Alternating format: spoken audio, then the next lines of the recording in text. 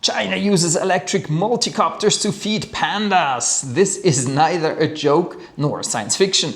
Welcome to Low Altitude Economy News. I'm Harald Buchmann. On May 30th, the city of Yueyang, just south of Wuhan in Hubei province, yes, that Wuhan you've heard about before, announced the approval of an eVTOL route designated Nanhu or South Lake Heliport, China Giant Panda Park, Dayun Mountain National Forest Park.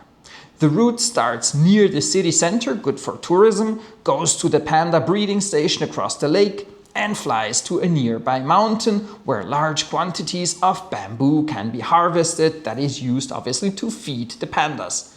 The route has a one-way distance of more than 70 kilometers and a trial operation period of 6 months for now. And here it comes.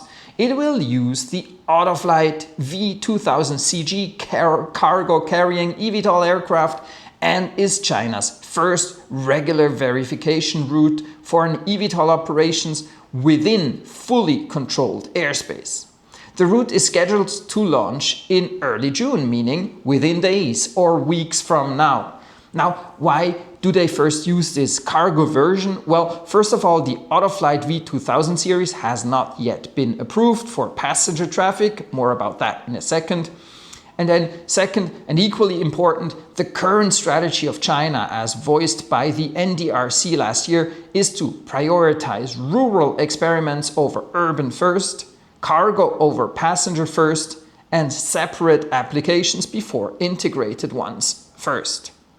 Yueyang City fits this strategy perfectly. A minor city with flight over a lake and to a nearby mountain forest, avoiding the risks associated with flying over populated areas, using a cargo eVTOL without any other air traffic in the same airspace.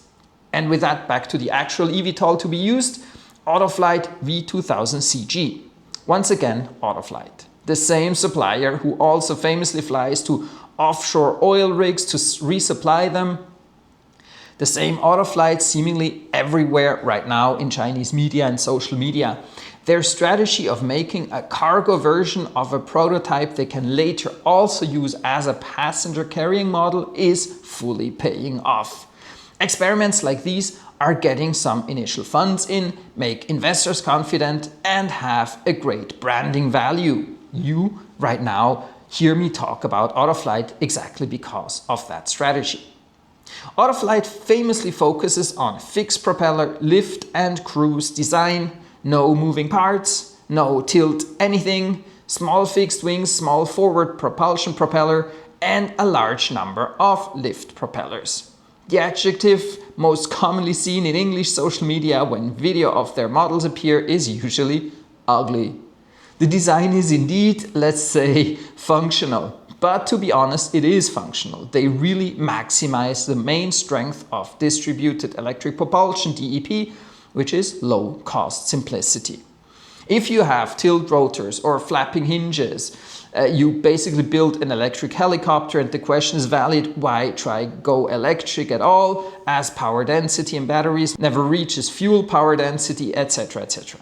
Autoflight eVTOLs are super easy to mass produce, super easy to maintain, super easy to replace propellers and spare parts when needed, and they have the safety of simple engineering. Unlike tilt rotor experiments, electric or otherwise, the fixed rotors, fixed propeller design is just using readily available parts and is screwed on that lasts, that won't break. And to be honest, I'm bullish on Autoflight for exactly those reasons. Autoflight, the team there is pragmatic. They do what is possible with a given technology and focus on application and real flight experience in practical scenarios. Now, what's your take? Is Autoflight on the right track here, or do you think this is not it? Let me know in the comments. Thanks for watching.